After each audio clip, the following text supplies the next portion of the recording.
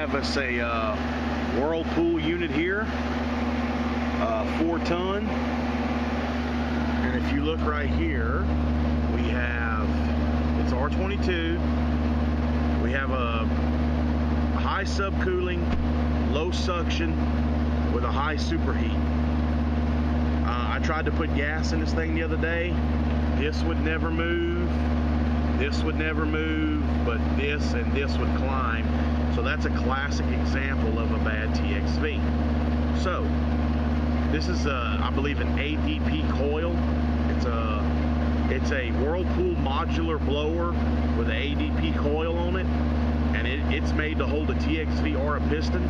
So we're going to go take the TXV out and put a piston in its place. Alright guys, we got the TXV out. You can see it looks just like a Goodman TXV. I think this one's made by Lennox though, because this is an ADP coil. You can tell by those connections right there. This is what I think about TXVs. Piston will go right in here and screw on right there. And we'll be good to go. Guys, in the palm of my hand is what I like to call a bad TXV repair kit. A piston, an O-ring, and a shredder core. We'll install the new piston here. Put a shredder here. Screw it. Problem solved. Okay guys, the piston's in there according to Ralph's piston chart that he sent me. And he's also posted it on Google Plus several times. R22 4-ton calls for an 84 piston. That's what we put in here. We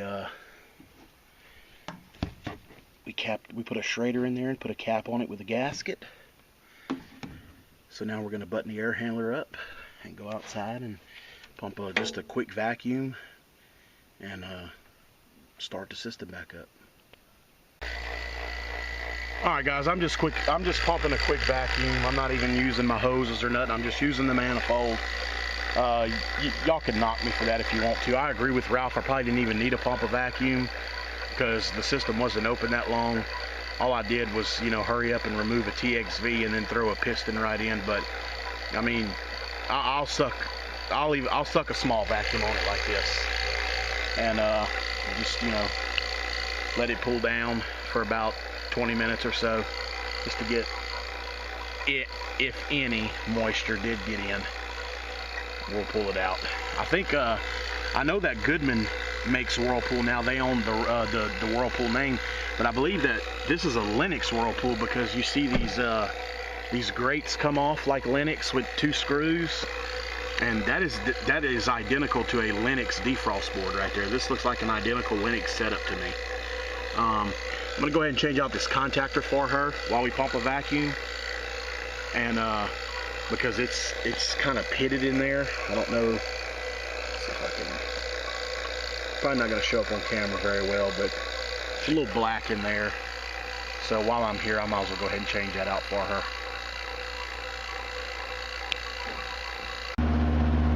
Guys, look at that. When we first came out here, I had already been on this unit and diagnosed it, but I did a shot for y'all. And if you remember at the beginning of the video, and I'll remind y'all with a steel shot. But if you remember, we had 61 pounds of suction.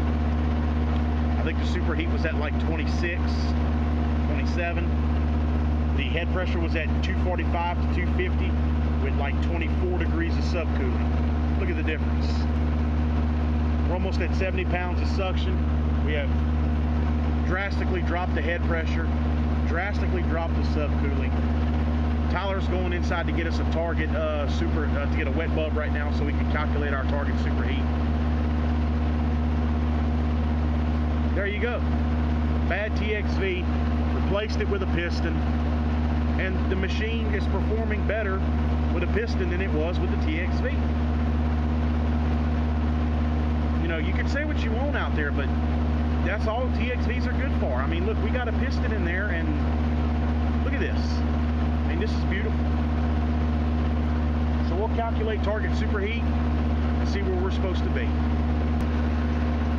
Guys, our recommended superheat is 16. We're running at 13.5. We have a tolerance of 5, so I'd say we're good to go. That is much better operating pressures than what we had at the beginning of the video, that's for sure. So, yeah, I like that a lot better. 84 piston for a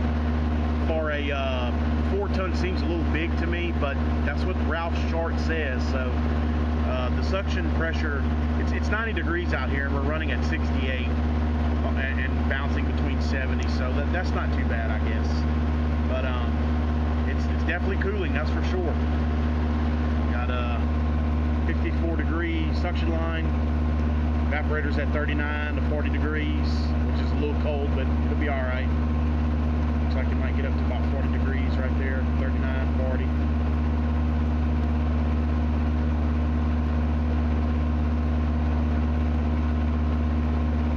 But much better, should operate much better, and of course, as it gets hotter out here, you know, all that'll change. But all right, guys, thanks for watching, and we will see y'all on the next one.